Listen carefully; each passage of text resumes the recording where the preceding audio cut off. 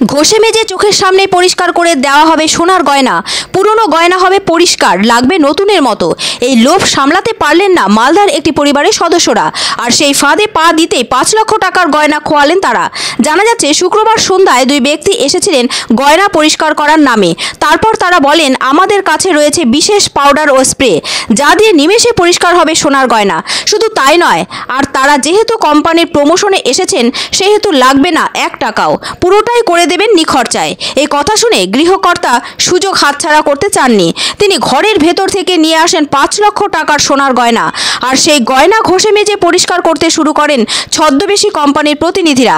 তারা যখন ওই গয়নাগুলো পরিষ্কার করার নামে কার্যত হাত ছাপাই করতে যান, তখন ওই গৃহকর্তার ছেলে বিষয়টি বুঝতে পারেন। তিনি দৌড়ে গিয়ে ওই দুই ছদ্মবেশী কোম্পানির প্রতিনিধিকে ধরার চেষ্টা করেন, কিন্তু নিমেষে ওই দুই ভুয়ো প্রতিনিধি বাড়ি থেকে বেরিয়ে বাইক নিয়ে পালিয়ে যান।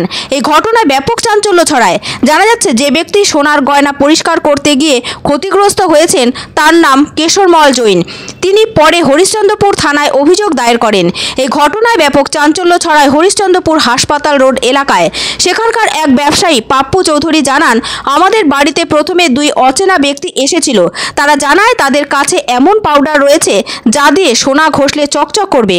নিজেরা একটি বাটি ঘষে ডেমো দেখান, এরপর আমাকে সোনা থাকলে নিয়ে আসতে বলেন, কিন্তু আমি সেই প্রস্তাবে রাজি হইনি, বরঞ্চ তাদের ফোন নাম্বার দিয়ে যেতে বলি। ফোন নাম্বার না দিয়ে ওই দুই ব্যক্তি চলে যায়। আজ শুনলাম এলাকার এক অন্য বাসিন্দা এদের খপ্পরে পড়ে 5 লক্ষ টাকার সোনার গয়না খোয়ালেন। এদিকে এলাকাবাসীদের বক্তব্য, পুলিশ প্রশাসন সক্রিয় রয়েছেন, আশা করি তারা হারানো গয়না ফিরে পেতে সাহায্য করবেন। এদিকে আরও জানা যাচ্ছে, খবর পেয়ে পুলিশ তদন্তে নামে।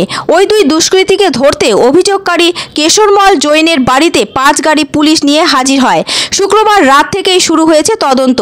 ইতিমধ্যে রাস্তায় থাকা সিসিটিভি ফুটেজ দেখে দুষ্কৃতীদের শনাক্ত করার প্রক্রিয়া শুরু হয়েছে। এলাকাবাসীর ধারণা, পুলিশ প্রশাসন দুষ্কৃতীদের ধরতে সক্ষম হবে। তাছাড়া কেউ যাতে এভাবে আর প্রতারিত না হয় সেজন্য সচেতন হওয়ার পরামর্শ দেন তারা। আমি বাইক উপরে ছিলাম, দুইজন মানে আসলো ওরা নিচ থেকে। ও বলছে যে আমি কোম্পানির লোক আছি, আমি পাউডারটা পরিষ্কার করে পাউডার বিক্রি করছি, আর ব্যথার ওষুধ আছে আমার কাছে। এই বলে ও আস্তে আস্তে আসলো। আসার পরে ও একটা বাটি নিয়ে পরিষ্কার করলো পাউডার দিয়ে, বলে দেখো কত চকচক হয়ে গেল। ও নিজে বাটি এনে ওখান থেকে বাটিটা মেজে করতে করতে করতে ফের ওর আমার বউ বলে এতে কি পড়া আছে। আমার বউ বললো যে সোনার জিনিস আছে। ও সোনার জিনিসটা বলে যে পরিষ্কার করে দিব, দেবতার জিনিস ওর বলে পরিষ্কার করে দিচ্ছি করতে করতে ও পাউডারের পকেটের মধ্যে ঢুকাই দিল। তার মধ্যে ওই ক্যারি ব্যাগের মধ্যে, ছোট ক্যারি ব্যাগের মধ্যে ওই মারলো, কি বলে পিন মারলো। পিন মানে 8-10টা পিন মেরে দিল। পিনের পরে ও বলছে যে 5-7 মিনিট পরে এটা পরিষ্কার হয়ে যাবে, নাহলে কালো হবে না। ও নিজে চাঁদির ব্রাসলেট যে আছে একটা লিকুইড নিল, লিকুইড মধ্যে নিয়ে নিজে হাতে ঘষলো, ঘষে তারপরে ওটাকে রুমাল দিয়ে মুছে একটা পাউডারের প্যাকেটের মধ্যে ঢুকাই দিল। বললো কি একে কিছুক্ষণ এই পাউডারের মধ্যে রাখতে হবে, তারপরে নিট অ্যান্ড ক্লিন হয়ে যাবে। ঠিক আছে, কোনো কথা নাই।